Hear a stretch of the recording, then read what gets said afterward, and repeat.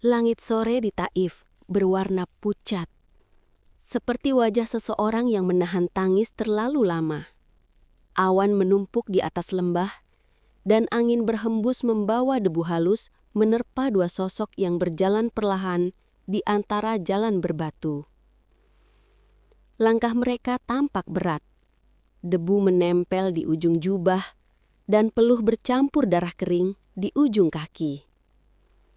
Satu di antara mereka adalah Rasulullah Shallallahu Alaihi Wasallam, manusia pilihan, yang hari itu datang bukan untuk meminta kekuasaan, tapi untuk menyampaikan kalimat yang bisa menyelamatkan mereka dari gelapnya kebodohan. Namun, kota itu menolak. Dengan dingin, dengan ejekan, dan dengan kebencian yang menusuk sampai tulang. Zaid, suara lembut Nabi Shallallahu Alaihi Wasallam terdengar pelan di antara nafas yang berat. Zaid bin Harithah menatapnya, matanya menahan air yang hampir jatuh. Ya Rasulullah, apakah kita akan kembali?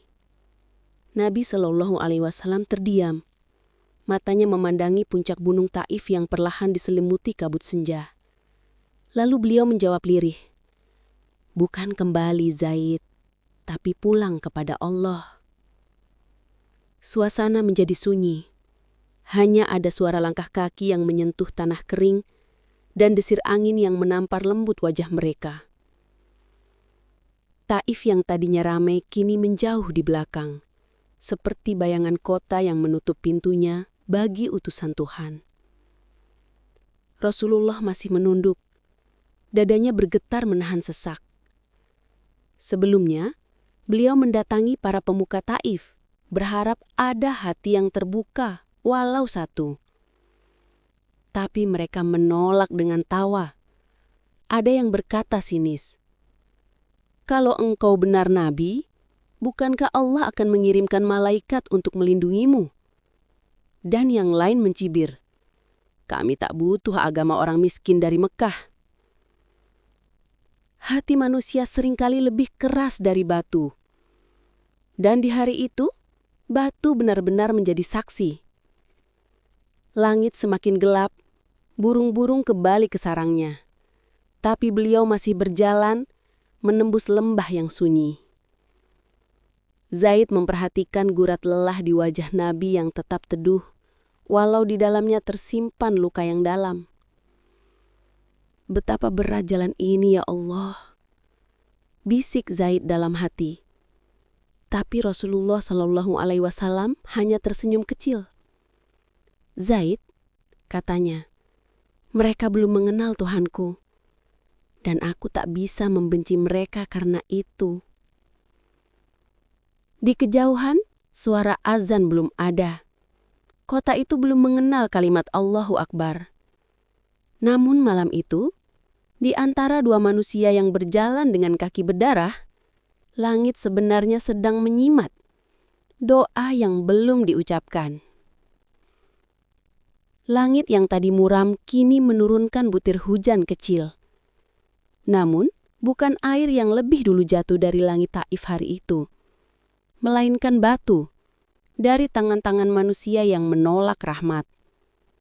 Kembali beberapa saat yang lalu, di sebuah jalan sempit antara kebun-kebun anggur, langkah Rasulullah semakin lambat.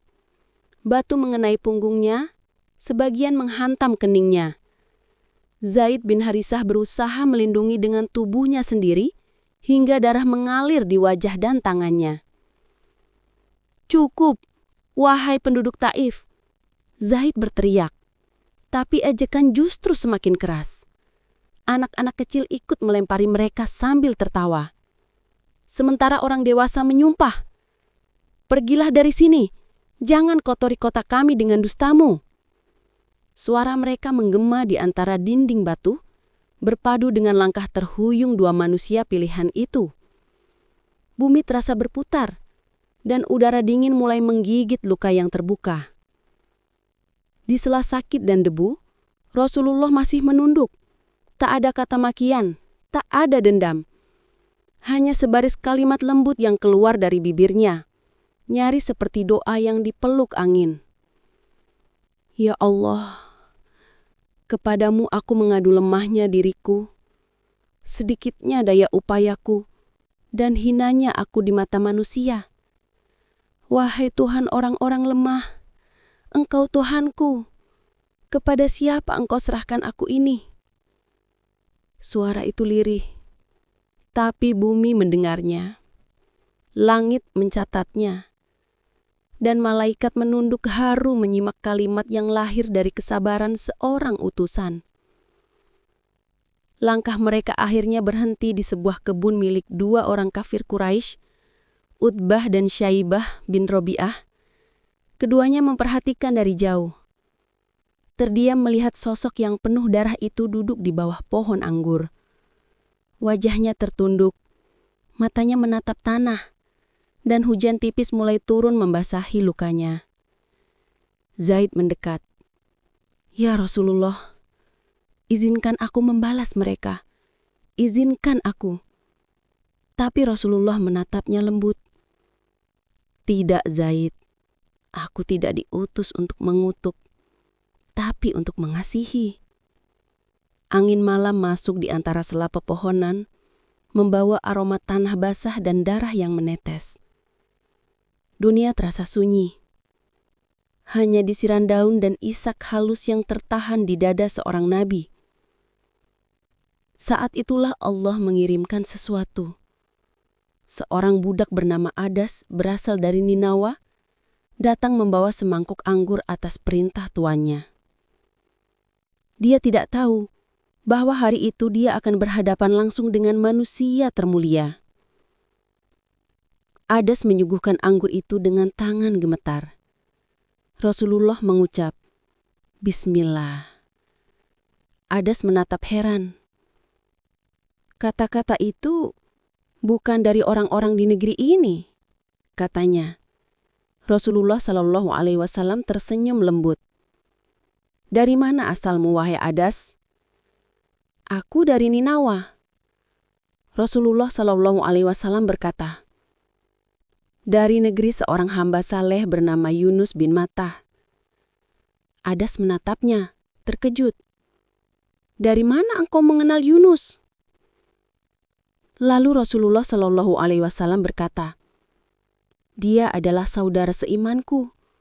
Aku juga utusan Allah seperti dia. Saat itu juga Adas menunduk dan mencium tangan Rabi. Air matanya jatuh ke tanah, dan di tengah lembah yang menolak Rasulullah, seorang budak kecil justru beriman.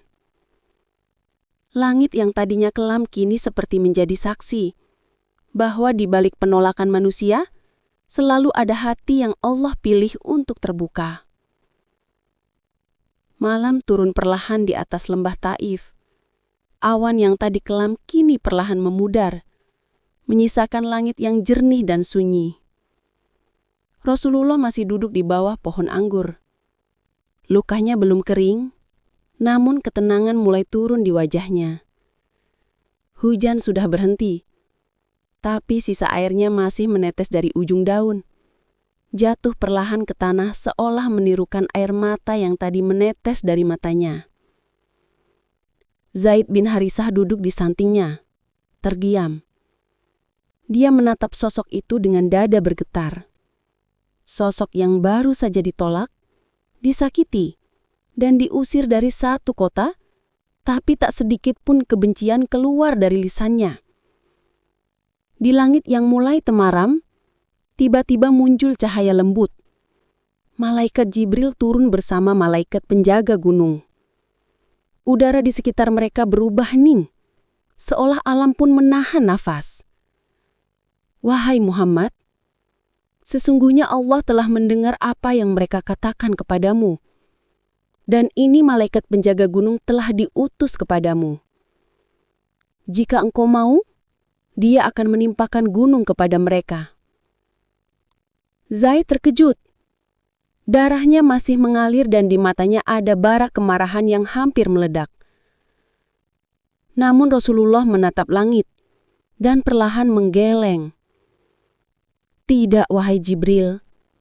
Aku berharap dari tulang belulang mereka akan lahir generasi yang menyembah Allah semata dan tidak menyekutukannya dengan apapun.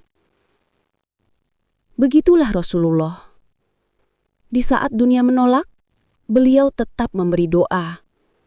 Di saat manusia melempari, beliau masih berharap rahmat untuk mereka. Dan di malam yang sunyi itu, Taif tidak tahu bahwa mereka baru saja menjadi saksi dari bentuk kasih terbesar yang pernah ada di bumi. Langit di atas lembah Taif perlahan terbuka, seolah menyambut doa yang naik dari hati yang luka namun penuh cahaya. Rasulullah perlahan berdiri, mengusap darah di wajahnya, lalu berbisik, "Cukuplah Engkau bagiku ya Allah. Engkau sebaik-baik penolong."